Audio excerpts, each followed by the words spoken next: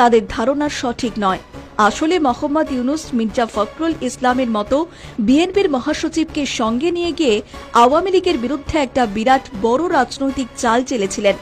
কিন্তু আওয়ামী লীগ ইউনূসের সেই পাতা ফাঁদে পা না দিয়ে এটা প্রমাণ করে দিয়েছে যে তারা ইউনূসের মতো খেলোয়াড়ের থেকে অনেক এগিয়ে রয়েছে। ইউনূস চেয়েছিলেন যে আওয়ামী লীগের কর্মীরা মির্জা ফখরুল ইসলামকে অপমান করুক এবং পারলে ডিম ছুঁড়ে আঘাতও করুক, তাহলে বিএনপির যে আওয়ামী লীগের প্রতি বিন্দুমাত্র সহানুভূতি রয়েছে সেটা আন্দোলন এবং বিদ্বেষে পরিণত হোক। কারণ বিএনপি এখনো চায় আওয়ামী লীগ ভোটে অংশগ্রহণ করুক।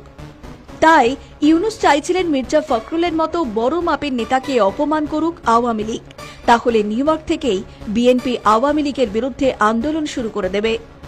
আজ সেই কারণেই মোহাম্মদ ইউনূস নিজে পেছনের গেট দিয়ে বেরিয়ে গিয়ে একজন বৃদ্ধ এবং বড় মাপের নেতাকে আওয়ামী লীগের নেতা কর্মীদের বিক্ষোভের মুখে ফেলে দিয়েছিলেন চালাকি করে।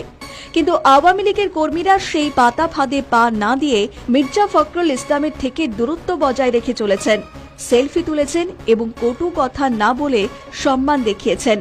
শুধু মির্জা ফখরুলকেই নয়, আওয়ামী কর্মীরা দেশের মানুষের মন জিতে নিয়েছেন তাসনিম জারাকে আপা বলে সম্বোধন করে এবং সম্মান দেখিয়ে।